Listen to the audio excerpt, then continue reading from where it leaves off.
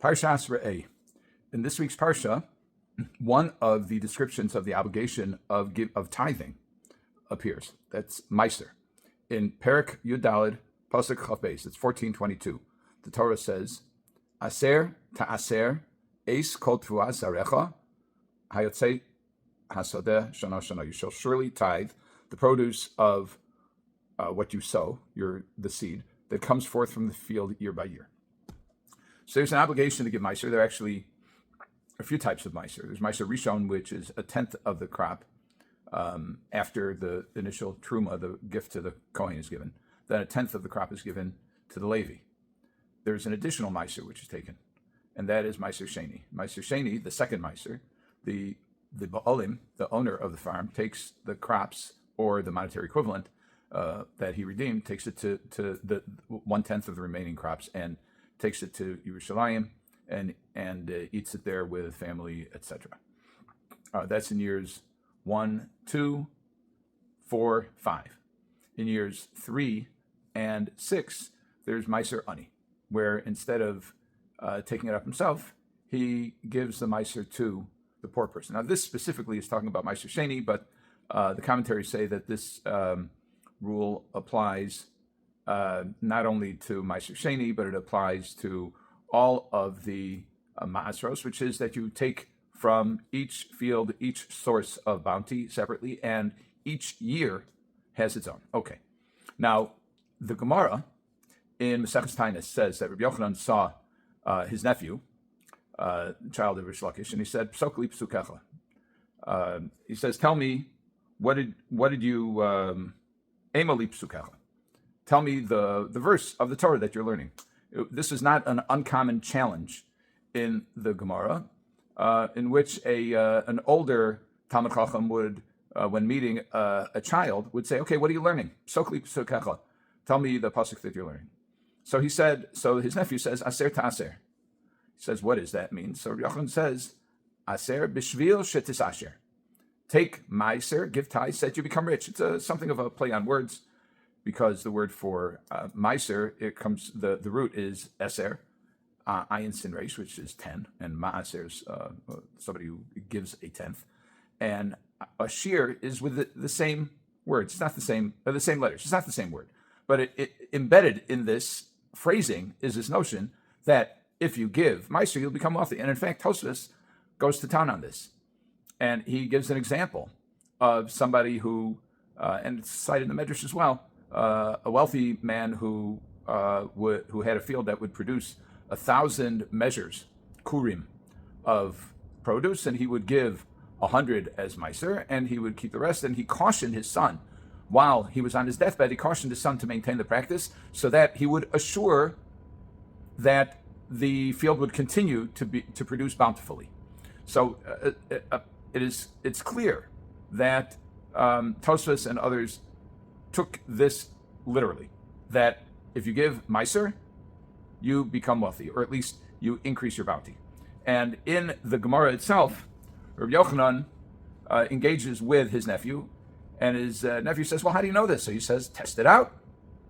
And his nephew says, well, is it permissible to test God?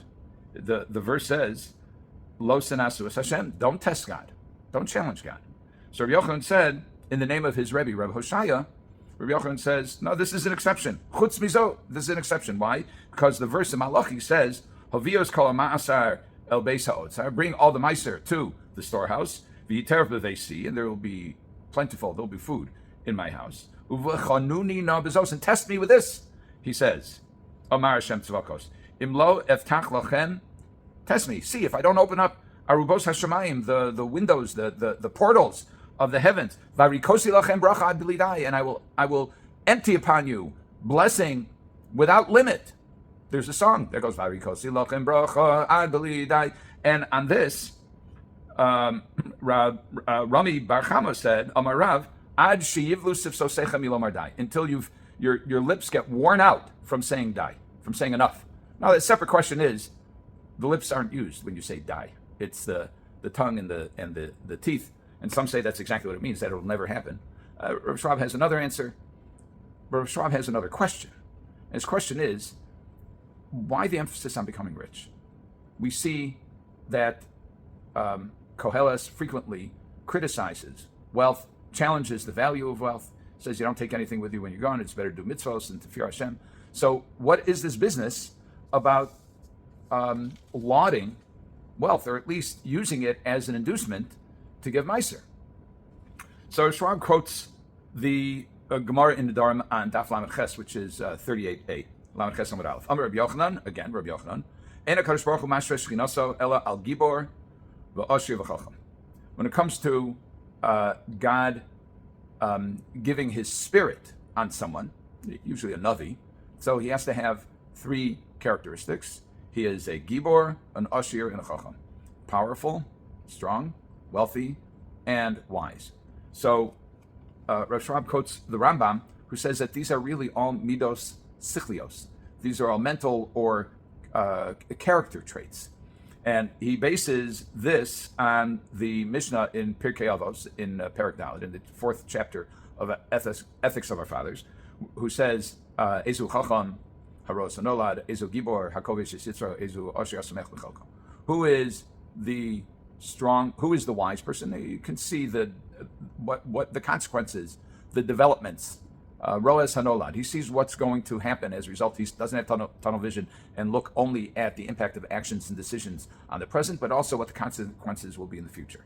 And a Gibor, a strong person, Ezu Gibor Hakovish Yitzro, somebody, we define a powerful person as a person who can impose discipline on himself. He is kovesh, his yetzer. He conquers his inclination to do things that he shouldn't do. And Ezahu Ashir, Hasameach B'chelko. Who is the truly wealthy person? The person who is satisfied with what he has. And it's called, in a word, the midah, the attribute is called histapkus, satisfaction. He's satisfied with what he has. He doesn't long for more. And in a conceptual sense, you can have somebody who's a multi-billionaire, but if he wakes up every morning and he has a hole in his soul because he doesn't have more money, he's got to make more money, is he really happy? In contrast to the person who has barely enough to sustain himself, but he's perfectly happy. He's happy with his life. He's happy with everything else that's going on, and he's happy with what he has. It's sufficient for him. That's enough. That person doesn't have that hole. He's satisfied, even though objectively he has fewer dollars in the bank, but subjectively he's a wealthy man because he lacks for nothing. So Rav Schwab says, based on this understanding of the Rambam, so the Rambam explains that HaKadosh Baruch Hu is mashre shchinaso. He devolves his divine presence on a person who has these refinements of spirit, refinements of character.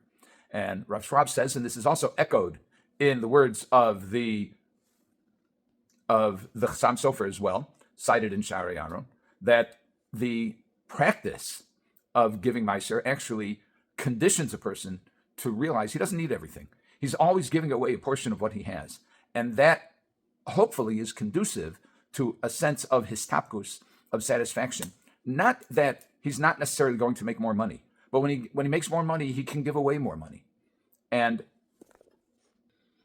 we see the story of the Tosafos cites, where the son actually doesn't develop this, and the son who inherits the field decides the first year he does exactly what his father says, and he gives meiser, and then he sees how vast the amounts is that he's giving, and he has charati, he has regret, and he doesn't give meiser in the future. And then his produce, the production of his field continues to decline, and it shrinks and shrinks to the point where he now is left only with what he had originally given as meiser, which is 100 measures instead of 1,000. And Tosafos says that he used to be the balabas, and Hashem was the Kohen. Now Hashem is the balabas, and he's the Kohen, meaning, or the Levi, if you will. He's just getting a small amount. So we see, according to Tosafos, that this is literal. That if you give meiser, you get more money. And as a matter of fact, I saw in a lovely little book by Rabbi Aaron Adler. I just picked it up. I was fascinated by it. I read it in one sitting, called 70 Conversations in Transit. He was, for a period of time, the driver for Rabbi Yosef Ber Soloveitchik, Rabbi Joseph Soloveitchik, and Rabbi Soloveitchik was giving advice to Rabbi Adler as Rabbi Adler became a rabbi of a shul, and he said you should always give a lot of tzedakah. You should that you should serve as a role model for your congregants. And he said, don't worry, when you give tzedakah, you give meiser, you get it back. It's the promise from the Torah. So we see that there is a literal subscription to this exhortation that to give Meiser in order to get rich. And we also see that there is a character development that is part of the dynamic of giving Meiser, which is to understand that the money isn't yours to spend solely as you like. There are limits. And at the end of the process, the goal is not to amass a fortune.